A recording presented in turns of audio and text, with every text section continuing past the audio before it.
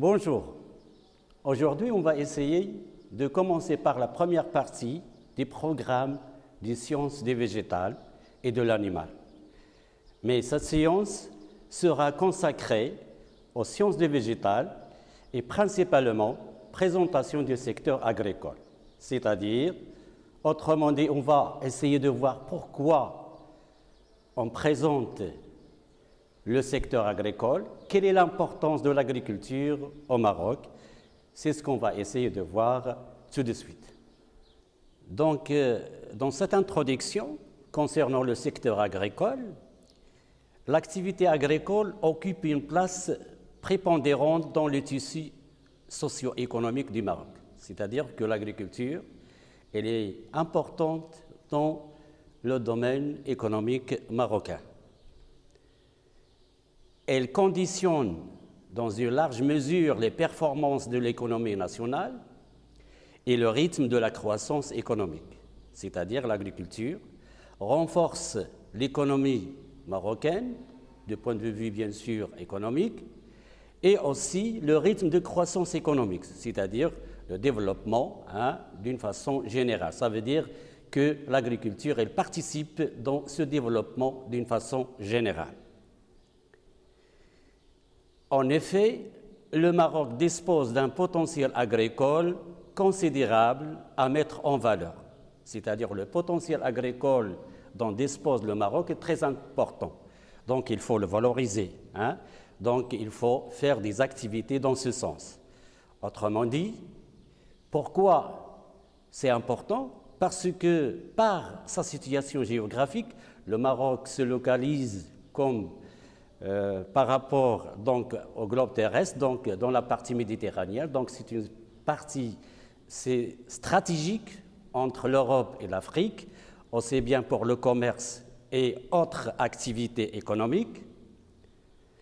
Par sa diversité écologique, donc le Maroc dispose d'une diversité écologique avec les différents types de sols, du climat, etc., permettant une offre variée de possibilités de production végétale et animale. Donc, cette diversité écologique sur le territoire national permet au Maroc de produire plusieurs types d'espèces végétales cultivées, bien sûr, et plusieurs aussi espèces animales dans la production agricole. Donc, c'est un lieu très favorable pour le développement de l'agriculture. Alors, pour ce faire, pour avoir une idée sur l'importance de l'agriculture au Maroc, on va essayer de donner quelques données générales sur le secteur agricole. Premièrement, la répartition de la superficie totale. Donc, cette notion statistique, cette notion économique va nous donner une idée sur l'importance des terres cultivées.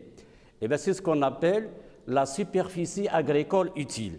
Donc ça, il est estimé à 8,8 millions d'hectares, donc c'est-à-dire tout simplement la terre qui est cultivée, qui est occupée par l'agriculture, représente 8,8 millions d'hectares. Elle représente 13% de la superficie totale. Pour avoir plus d'idées sur ce que ça veut dire ce terme SAU, la superficie agricole utile, la surface agricole utile est un instrument statistique destiné à évaluer la surface foncière déclarée par les exploitants agricoles comme utilisée par eux pour la production agricole. Donc c'est un moyen, c'est un instrument de mesure qui permettra tout simplement de valoriser, de donner une idée sur la richesse de l'importance des sols au niveau du Maroc, l'importance des sols qui est cultivé pour l'agriculture. Alors, principalement, cette SAU, il comprend les terres arables, ça veut dire les sols qui sont cultivés, principalement, y compris les pâturages temporaires. Les pâturages, ça veut dire pour le pastoralisme, donc c'est-à-dire l'élevage, les jachères, donc les jachères qui sont constituées dans la rotation, donc c'est une notion classique. Les cultures sous abri, ça veut dire tout simplement les cultures qui vivent dans des conditions bien déterminées. Il y a également les surfaces toujours en herbe, les prairies permanentes, le maraï, Et bien sûr, les cultures permanentes, ça veut dire qui sont qui vivent plusieurs années sur le sol, tels que les vignes, les vergers, les agrumes et ainsi de suite. Donc, vous voyez que la SAU, c'est un instrument qui permettra tout simplement de valoriser, nous donner une idée sur l'importance de la surface qui est utilisée ou bien qui est occupée par les cultures au Maroc. Donc, 8,8 millions d'hectares. Bien, donc, alors, cette superficie, la SAU de 8,8 millions d'hectares, il contient plusieurs espèces, principalement les cultures céréalières, 75%. Donc, vous voyez que les céréales elles occupent une place importante dans le secteur agricole. Quand on dit céréales, bien sûr, le blé, l'orge, le maïs, et ainsi de suite. Les cultures maraîchères, 9%, donc telles que les tomates, les pommes de terre, les haricots verts. L'oléoculture, ça veut dire tout simplement la production d'huile, telle que le tournesol, le colza, l'olivier, donc il occupe 8%. L'arboriculture fruitière, ashjar mutmira, 6%, donc les agrumes, le pommier, les pêchers. Et les cultures industrielles, azira'at sinaïa, telles que la betterave et la canne à sucre, qui sont industrialisées pour produire du sucre. Donc, vous voyez que ce sont des statistiques, des données qui nous informent sur l'importance de chaque filière de production. Alors là, vous avez bien sûr l'importance, mais répartie sous forme de pourcentage. Donc, vous constatez que le céréal, c'est toujours en tête il est placé en tête de cette superficie. Donc, là, vous avez les différentes situations qui présentent les surfaces qui sont utilisées. Et bien sûr, ces surfaces, elles changent plus ou moins selon les conditions climatiques. Vous savez très bien aussi que l'agriculture, elle est liée aux conditions climatiques. Deuxièmement, les données socio-économiques. C'est-à-dire qu'après avoir vu l'importance du point de vue superficie, on va voir quelle est l'importance économique de l'agriculture au Maroc. Alors, premier indice, c'est la population rurale, Sakina al-Qarawiya, constitue environ 45 à 49% de la population totale du pays. Donc là, c'est un indicateur très important, vu que l'agriculture se trouve dans le milieu rural. Donc, une grande partie de la population rurale s'occupe de l'agriculture. Là, vous avez cette présentation qui nous permet de donner une situation, la variation. Donc là, la population urbaine et la population rurale entre 2000 et 2030. Donc là, vous constatez que au fur et à mesure que la population rurale il a une importance capitale dans la démographie nationale. Donc là, il faut toujours l'essentiel de ces graphiques et de vous permettre bien sûr d'analyser des chiffres et aussi de faire des comparaisons entre les différentes situations. Donc l'essentiel, c'est que de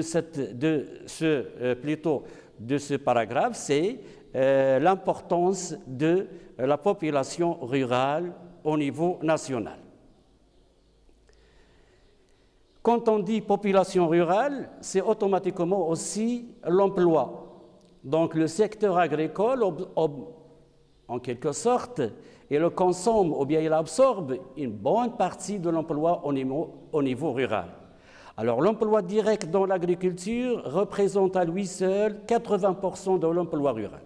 Donc cette population rurale est principalement liée à l'activité agricole. Alors ça c'est important. Pourquoi? Parce que c'est un facteur qui va nous permettre la stabilisation de la population rurale et la lutte contre la pauvreté. Ça veut dire que si vous avez de l'emploi au niveau du milieu rural, donc les gens vont rester au milieu rural. Et aussi, quand on a des activités agricoles, ça veut dire une activité, une source de revenus. Donc, on essaie de lutter contre la pauvreté. Alors, d'après les données des Nations Unies, le secteur agricole demeure un secteur majeur en termes d'emploi. Les emplois agricoles représentent en 2017 37,5% des emplois marocains. Donc ça, c'est important. Là, vous avez aussi cette présentation qui permettra de donner une information de l'emploi au Maroc par secteur de 2000 jusqu'à 2020. Donc, vous voyez que l'agriculture qui est en bleu, elle occupe une place importante par rapport aux autres secteurs tels que le service et l'industrie entre 2000 et 2020. Donc, sur une longue période, l'importance de l'agriculture dans l'emploi est capitale. Donc, ça veut dire tout simplement il faut penser au développement de l'agriculture. Le même pour les données socio-économiques, le produit intérieur brut agricole représente 14 à 25% du PIB national. Tout simplement, c'est-à-dire la contribution de l'agriculture dans la richesse nationale. Donc, en fonction des conditions climatiques et de la conjoncture économique, bien sûr. Donc, là, entre 14 et 25%, c'est la contribution de l'agriculture dans la PIB. C'est un rappel, qu'est-ce que ça veut dire le PIB? C'est un indicateur économique qui permet de quantifier la valeur totale de la production de richesse annuelle effectuée par les agents économiques tels que les ménages, les entreprises, les administrations publiques résidant à l'intérieur d'un territoire. Donc, ici, on peut tirer tout simplement, c'est la contribution de l'agriculture dans la richesse économique nationale. Là, vous avez aussi, c'est une présentation en 2013 qui nous permettra d'avoir une idée sur la contribution de l'agriculture dans l'économie. Donc là, vous voyez que 18,4%, et bien sûr, c'est une part très importante par rapport aux autres services qui se présentent. Donc, nous avons vu les conditions, ou bien les conditions économiques, ou bien les informations socio-économiques de l'agriculture. Donc, ça, c'est un élément important. Mais aussi, il faut connaître aussi les conditions climatiques, parce que c'est l'un des facteurs de réussite de l'agriculture au Maroc, de l'agriculture d'une façon générale. Alors, concernant le Maroc, le climat est à dominance méditerranéenne, atlantique et désertique. Les précipitations moyennes annuelles varient, quand je dis les précipitations, ça veut dire les pluies. Les précipitations moyennes annuelles varient selon les zones allant du moins de 200 mm dans les zones défavorables au plus de 400 mm dans les zones favorables. Bien sûr, il faut connaître la situation climatique du pays dans la mesure que la vie des plantes, la vie des espèces végétales est tellement liée à la présentation, est tellement liée au climat. Donc là, vous constatez d'une façon générale sur la carte du Maroc qu'il y a une diversification de point de vue conditions climatiques. Là, cette carte, elle présente les zones agroclimatiques du Maroc. Donc, vous constatez que depuis le sud jusqu'au nord, donc les précipitations, c'est-à-dire la quantité de l'eau disponible, elle est d'autant favorisée dans la partie du nord que dans la partie du sud. Et on peut dire aussi que le climat marocain est caractérisé, ça d'une façon générale, dégradation du niveau de précipitation selon un gradient nord-sud, c'est ce que nous avons vu tout à l'heure, ça veut dire que vous avez plus de l'eau dans la partie du nord que dans le sud, ça est dû aux conditions climatiques, plus de 80% du territoire situé en zone aride et semi-aride. Donc le territoire agricole et se trouve principalement dans les zones arides et semi-arides. Alors, un élément aussi qui va nous permettre de nous donner l'importance de l'agriculture, c'est la production agricole. La production agricole nationale est caractérisée par sa diversification. Donc, ça veut dire qu'il y a plusieurs types de produits. Elle renferme une large gamme de production animale, donc les viandes rouges, quand je dis viandes rouges, les bovins, les ovins, les caprins, et blanches, les œufs, et ainsi de suite. Ça veut dire les volailles, et ainsi de suite. Donc, c'est une diversité de production animale et aussi une diversité de production végétale, les fruits et légumes, les huiles, et ainsi de suite. Donc, vous voyez que le marché, c'est un meilleur exemple pour voir nos produits.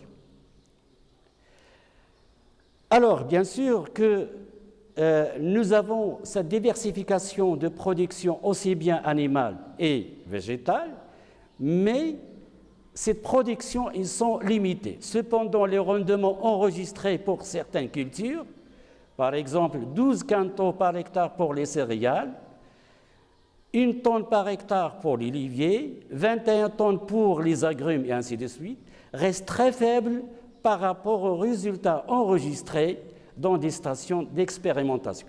Ça veut dire tout simplement qu'une bonne partie de production, que ce soit végétale ou bien animale, n'a pas atteint son potentiel. Ça veut dire que le Maroc dispose d'un potentiel très important pour aboutir à une production aussi grande et maximum. Donc là, constatez que c'est un problème. Il y a plusieurs causes, mais parmi ces problèmes, c'est un problème technique, l'encadrement technique. Donc, avec ces éléments-là, on a vu l'importance des productions. On va essayer de voir les échanges extérieurs. Alors, c'est-à-dire que lorsqu'on produit comme les autres services en agriculture, on produit pour consommer et pour échanger. Et quand on dit échange ici, c'est le commerce extérieur. Alors, la couverture des besoins par la production nationale, c'est-à-dire 100% pour les viandes, les fruits et légumes, ça veut dire que nous avons une autosuffisance de point de vue les viandes, les fruits et légumes, 82% pour le lait, 62% pour les céréales, 47% pour le sucre, 31% pour le beurre et 21% pour les huiles alimentaires. Donc là, nous avons une part de satisfaction de nos besoins par notre propre production. Mais comme nous l'avons vu, donc, cela n'est pas suffisant. Ça veut dire s'il est suffisant pour certains produits, il y a un manque d'autres produits. Donc, malgré l'importance des potentialités de production agricole du pays, le taux de couverture de ces besoins alimentaires reste encore insuffisant pour certains produits. Donc là, vous avez des graphiques, ou plutôt une présentation qui nous permettra de faire une petite comparaison. La balance alimentaire, le déficit se réduit. Bien sûr, donc il y a un déficit, mais qui se réduit de moins en moins. Donc, grâce à cette production, grâce aux encouragements, grâce à un ensemble de décisions qui ont été prises par l'État, que nous allons voir par la suite. Donc là, vous constatez, depuis 2008 jusqu'à 2017, donc il y a une variation de cette différence, mais vous constatez que le déficit se réduit depuis 2008 jusqu'à 2017. Donc, c'est-à-dire que le Maroc a pris un certain nombre de considérations, un certain nombre de mesures pour abaisser cette différence. Là, vous avez la figure qui présentera les exportations et importations agricoles marocaines et taux de couverture de 2001 jusqu'à 2017. Donc la même chose, donc vous constatez qu'il y a une variation, mais on arrive quand même à stabiliser la situation, bien sûr, en fonction des conditions climatiques. Toujours les exportations. Donc le Maroc cherche à diversifier ses exportations et ses débouchés, ça veut dire ses marchés, à travers la signature de plusieurs accords avec, tels que exemple, les pays de l'Union européenne, ça veut dire la France, l'Espagne, l'Italie, ainsi de suite. Donc les États-Unis, la Tunisie, l'Égypte, la Turquie, la Jordanie et ainsi de suite. Donc le Maroc essaie de faire un échange extérieur avec ces pays, principalement il y a aussi des accords de libre-échange qui ont été effectués dans un programme que nous allons voir par la suite. Les produits exportés sont les agrumes, les fruits frais, les primeurs, les conserves végétales, l'huile d'olive, les produits horticoles, les huiles essentielles, le liège et les plantes aromatiques et médicinales. Donc il y a un certain nombre de produits qui sont exportés par rapport aux autres. En plus de ces produits, de nouveaux créneaux sont en pleine croissance tels que l'agriculture biologique. Donc là, c'est un secteur aussi assez récent, mais important. Là, vous avez un tableau qui nous donne principalement les filières et les surfaces. Donc, vous voyez que les fruits, que ce soit en surface cultivée, certifiée, 4 859 hectares. Donc, pour les autres, les légumes, les pommes, ça veut dire les plantes aromatiques et médicinales, les céréales, l'argan, autres. Donc, vous voyez que c'est un secteur dans lequel on produit ces éléments-là. Et quand on dit agriculture biologique, ça veut dire principalement sans l'utilisation des produits chimiques. Donc ça, c'est un créneau qui est en train de se développer, aussi bien pour la consommation, pour l'échange, que pour la consommation interne. Maintenant, parlons des importations. Donc on a parlé des échanges. Les importations, elles sont constituées essentiellement de produits de base, les céréales, le blé, le sucre, les huiles végétales, les graines oléagineuses, les produits laitiers, le thé, le café. Donc ça veut dire que le Maroc importe également d'autres produits. Il importe aussi les intrants agricoles, ça veut dire les semences qui sont utilisées pour le semis, les aliments de bétail, les engrais pour la fertilisation, les produits phytosanitaires pour la lutte contre les ravageurs et les maladies des plantes, et le matériel agricole, que ce soit pour le travail du sol ou bien pour d'autres opérations concernant l'agriculture. Alors bien sûr maintenant, quelle est la politique agricole marocaine en vue d'améliorer mieux les conditions d'agriculture?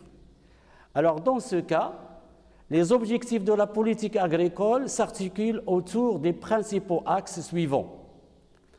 Là, vous avez en dessous les deux grands programmes qui sont installés au Maroc, par exemple le plan du Maroc vert depuis 2008 et aussi Génération Green depuis 2020 jusqu'à 2030. Donc l'objectif, c'est l'amélioration des revenus des agriculteurs. Bien sûr, ça c'est un élément capital. Deuxième objectif, la contribution à la sécurité alimentaire. Ça veut dire qu'il faut apporter l'alimentation, mettre à la disposition de la population marocaine la nourriture. L'intégration de l'agriculture à l'économie nationale et internationale, comme nous l'avons vu dans le PIB, dans l'introduction. Donc là, vous avez des objectifs qui sont très importants. La protection du milieu et la sécurisation des potentiels de production. Donc c'est une agriculture raisonnée qui prend en considération des conditions du milieu. Alors dans ce cas, pour atteindre ces objectifs, l'État a opté pour la stratégie de mobilisation des ressources en eau à travers le lancement d'un grand programme de construction des barrages. Bien sûr, l'eau est un facteur primordial pour la réussite de l'agriculture. Donc le Maroc a pris cette initiative par la construction des barrages pour mettre de l'eau à la disposition de la plante. De la même, outre l'investissement public, des instruments essentiels ont été privilégiés par l'État en matière d'incitation à l'investissement privé en agriculture. Donc on a encouragé les privés pour investir dans le domaine agricole par des mesures diversifiées. Il s'agit entre autres des encouragements fiscaux, défiscalisation et des aides financières, les subventions et les primes. Là, vous avez cette présentation qui nous donne une idée sur l'importance de l'investissement, donc l'évolution des principales composantes des dépenses de l'État. Donc, vous voyez que là, l'État s'est investi sérieusement dans le domaine agricole. Donc, ainsi, le secteur agricole il est exonéré de l'impôt général sur le revenu. Donc là, c'est une mesure encourageante pour le secteur. Les intrants, les produits phytosanitaires, ainsi de suite, et le matériel agricole importé bénéficient des droits de douane minimum à l'importation. Certains équipements sont exonérés de la taxe sur la valeur ajoutée. Donc, avant de passer à la conclusion, l'essentiel, c'est qu'on a vu d'une façon générale un certain nombre de données statistiques qui nous donnent une idée sur l'importance de l'agriculture. Donc, l'élève doit être capable de manipuler, d'avoir ces informations et de comprendre et d'analyser une situation agricole. Donc, en conclusion, qu'est-ce qu'on peut dire ? L'agriculture marocaine est un secteur sur lequel se joue une grande partie de l'avenir du Maroc. Ça, c'est très important. Deuxième élément, elle représente des enjeux socio-économiques très importants. Sur le plan économique, le secteur agricole a d'abord un impact direct et indirect considérable sur la croissance. L'agriculture a aussi une contribution potentiellement massive à l'emploi. Le secteur agricole a un impact décisif sur les grands équilibres macroéconomiques du pays et notamment sur la balance commerciale. Donc, ça, c'est l'importance de l'agriculture au niveau national. Et avant de terminer cette séance, je vous propose des suggestions, des travaux dirigés pour mieux valoriser cette séquence ou bien cette séance. Alors, je vous propose comme thème « Situation agroéconomique de ma région », c'est-à-dire étudier la situation agroéconomique d'une région donnée. Ça dépend où vous vous trouvez. Par exemple, si vous vous trouvez dans la région, par exemple, de Souss-Massa, donc essayez d'avoir des informations sur cette région-là.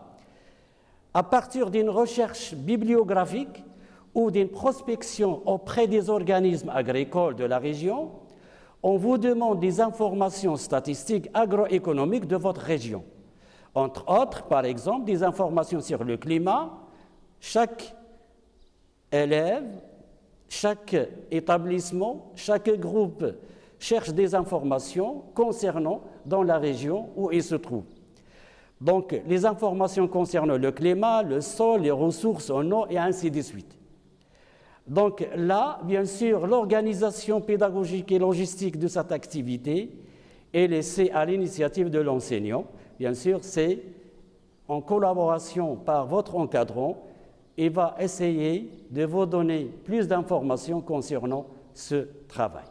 Cette séance a été consacrée aux données statistiques qui vont vous permettre d'avoir une information, plutôt des informations sur l'importance en agriculture. Et la séance prochaine, bien sûr, on va entamer un domaine beaucoup plus scientifique et technique. Ça veut dire l'étude de plantes d'une façon générale. Et merci et à bientôt.